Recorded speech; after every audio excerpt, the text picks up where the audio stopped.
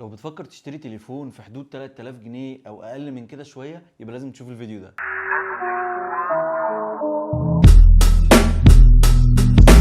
خليني اول حاجه اتكلم على التصميم. بص، تصميم التليفونات في رينج 3000 جنيه اقل او ازيد بحاجه بسيطه كله من البلاستيك اللي هو البولي كربون. بس التليفون ده فيه نقطه مختلفه شويه، وهي ان الجسم بتاعه كله حته واحده، يعني زي قالب او صبه التليفون كله بيركب فيها، مش الظهر لوحده والفريم بتاع التليفون لوحده، لا، والظهر كله جزء واحد زي ما ابل بتعمل او سامسونج بتعمل في معظم تليفوناتها، وهي ان بيبقى فيه قالب التليفون بيتحط جواه وبتركب الشاشه فوقيهم. ده نفس الموضوع، بس الفرق ان هو من البلاستيك. طبعا بيتخربش ولا لا؟ ما دام بلاستيك يبقى بيتخربش، بس الميزه اللي قدامك ان هو بيستحمل بعكس اي تليفون تاني زي الازاز او اي معدن تاني. وعشان موضوع الخرابيش ده، التليفون بيجي معاه كفر. الكفر الصراحه كويس جدا، بيغطي كل اجزاء الموبايل، وكمان بيقفل الجزء بتاع الشحن علشان لو التليفون جات عليه ميه او حاجه زي كده ما يحصلوش مشاكل. الشاشه ناس كتير هتتكلم عنها وتقول انها ممكن تكون مش عاجباهم علشان هي اتش دي بلس مش فول اتش دي، بس صدقني انت مش هتشوف بيكسلز ولا هتشوف فرق بعينيك الا لو حطيت تليفون جنبيه بشاشه فول اتش دي بلس وقعدت فتره تركز جدا في ان انت تشوف في فرق ما بينهم ولا لا. لكن غير كده كاستخدامك للتليفون مش هتلاحظ اي فرق خالص. ظهر التليفون بقى غير ان هو يوني بادي ومن البلاستيك، حوالين الكاميرا في رينج صفرة كده بتدي شكل مختلف شويه عن اي تليفون شفناه، وحوالين فريم الكاميرتين في فريم معدني شكله لطيف جدا. كمان الكاميرا مش بارزه قوي، بارزه بشكل صغير خالص عن الجهاز، فده مش هيخليها تتكسر بسهوله او يحصل لها مشاكل او الكلام ده كله. لون الجهاز زي ما انتم شايفين هو شكله شيك ومختلف بالذات مع الضوء، بس حته الشكل والالوان دي الصراحه مختلفه من حد للتاني، فانا بحكم باللي انا شايفه. يمكن لون الجهاز ما يعجبك، لكن هو عاجبني انا مع شكل الجهاز وشكل الكاميرات من ورا. ظهر الجهاز ككل مسكته في الايد او اللي يشوفك يعتبر بريميوم، لكن طبعا الملمس زي ما انتم عارفين ان هو بلاستيك، فالموضوع مختلف. الشاشه، لو هنيجي نتكلم على الشاشه وانها اتش دي بلس مش فول اتش دي ولا فول اتش دي بلس، في ناس هتقول ان في فرق كبير. انا معاكم ان في فرق من الناحيه التكنيكال، لكن لو حطيت جنب التليفون ده تليفون بشاشه ريزوليوشن بتاعها فول اتش دي بلس، انا بقول لك انت مش هتشوف الفرق الا لو قعدت فتره وقعدت تركز علشان تشوف الفرق ده، لكن غير كده انت مش هتلاحظ الفرق بعينيك. الوان الشاشه بالنسبه لي مقبوله جدا، السطوع بتاعها او البرايتنس تحت الشمس يعتبر مقبول جدا، ما واجهتش اي مشكله وانا بستخدم الجهاز في الشمس. الشاشه عليها طبقه حمايه جوريلا جلاس 3، وبيجي عليها سكرين بروتكتور، وفيها الناتش اللي خلاص بقى موجود في كل الاجهزه دي، وفي حافه تحت للشاشه تعتبر كبيره شويه، بس ما فيش جهاز في السعر ده الحافه اللي تحت فيه مش كبيره الصراحه، ولو في قولوا لي، بس هو ده الرينج اللي احنا بنلعب فيه. بروسيسور الجهاز لو بتسال على اداؤه، فاداؤه حلو جدا، وبالذات في الالعاب. لو انت عايز تلعب، انا لعبت بابجي على الهاي وما كانش فيه اي مشاكل خالص قابلتني، فتح البرامج مفيش اي تهنيج في الكلام ده كله. لو بتسال عن نوع البروسيسور فهو هيليو بي 60. البروسيسور ده اثبت فعلا كفاءته، ان هو ما بيسحبش من البطاريه كتير، وكمان ما فيهوش مشكله في اي برامج سواء السوشيال ميديا او الحاجات دي كلها. فعلا اداء الجهاز كويس جدا، ما شفتش اي تهنيج، ما شفتش اي حاجه. وكمان مع الكالر او اس اس 6 الموضوع مختلف واسرع بكتير واحسن. كمان عندك الجيم سبيس عشان تاخد احسن اداء في الالعاب، تقدر تعمله على الهاي بيرفورمانس، بس طبعا لو عملت كده تلاقي البطاريه بتخلص بشكل اسرع بكتير غير لو هو معمول على بالانس. الجهاز ده النسخه اللي معايا هي 4 جيجا رام 64 جيجا انترنال ميموري، وفي نسخه ثانيه هي 3 جيجا رام 32 جيجا انترنال ميموري، وكمان تقدر تركب كارت ميموري مع شريحتين 4 جي، مش هتستغنى عن حاجه خالص، في مكان للميموري لوحده وفي مكان للشرايح. بطاريه الجهاز ده 4230 ملي امبير، هي حرفيا ما بتخلص، او هتقعد معاك يوم كامل وشويه مهما كان استخدامك عامل ايه. بس العيب بقى اللي ضايقني فيه ان السوكت هنا مايكرو يو اس بي وما فيهوش الفوك، فالتليفون عشان يتشحن بياخد وقت كبير قوي، حوالي ساعتين ونص او ازيد بحاجه بسيطه. دي مش هتبقى مشكله بالنسبه لك لو انت بتروح البيت تحط الجهاز في الشاحن، او لو انت ما بتستخدمش الجهاز فبتحطه شويه شحن على بال ما ترجع له تاني. فانت لو بتعمل كده ده بالنسبه لك مش هيبقى عيب خالص، غير ان فعلا البطاريه الكبيره مش هتخليك تشحنها كتير. الكاميرات بقى، الجهاز بيجي بكاميرتين من ورا، واحده 13 ميجا بكسل بفتحه عدسه 1.8، والكاميرا صورها حلوه وفيها تفاصيل وفيها الوان، وخاصه بموضوع الكروما بوست، وانت لو بتصور الصبح هتاخد احسن اداء من كاميرا الجهاز ده. انا الصراحه استغربت ازاي جهاز بسعر زي ده الكاميرا بتاعته حلوه وهي 13 ميجا بكسل، مش موضوع دعايه انها 48. في الاخر ممكن تلاقي ان الكاميرا دي بتقدم اداء احسن بكتير جدا، بالذات مع الاضاءه الكويسه واللاندسكيب والدايناميك رينج والحاجات دي كلها. كاميرا السيلفي هي 13 ميجا بكسل بفتحه عدسه 2.0، وفعلا صورها حلوه برده والدايناميك رينج فيه حلو، بس ابعد عن تصوير السيلفي بالليل، هو مش احسن حاجه. لكن لو هتصور بالليل بالكاميرا اللي ورا فاستخدم النايت مود، هتاخد صور حلوه جدا زي ما انتم شايفين. بصمه الجهاز هي سريعه جدا زي معظم بصمات اوبو، ما واجهتنيش معاه مشاكل ولا شفت اي مشكله في استخدامها. صوت الجهاز كويس، هي مشكلتي بس ان السماعه كانت على الشمال، فانا ممكن اكتم السماعه لو انا مش لابس سماعه وبلعب ببجي مثلا او ماسك التليفون بتفرج على فيديو. صوت سماعه المكالمات كان حلو جدا وما كانش فيه اي مشكله بالنسبه لي معاه. عيوب الجهاز من وجهه نظري هي ان شحنه بطيء شويه، لكن زي ما قلت لك لو انت هتستخدم الجهاز ده في ان انت تشحنه في نص اليوم، لو انت هتستخدمهوش او تروح تشحنه بالليل، فهو هيكمل معاك مش هيبقى فيه اي مشاكل خالص. جينا بقى الاهم حاجه، تشتري ولا تفكس ولا تتقل. لو انت عايز جهاز في الرينج ده بيصور حلو، عايز تلعب بيه، شاشته مقبوله، الديزاين بتاعه كويس والوانه حلوه، اشتري الجهاز ده من غير ما تفكر. بس ده كان كل اللي عندي. ما تنسوش تشوفوا الحلقات اللي فاتت وتعملوا لي فولو على انستجرام وتويتر وفيسبوك، وطبعا تعملوا سبسكرايب، واشوفكم في ريفيو جديد كل مره مع حاجه احسن من اللي قبلها.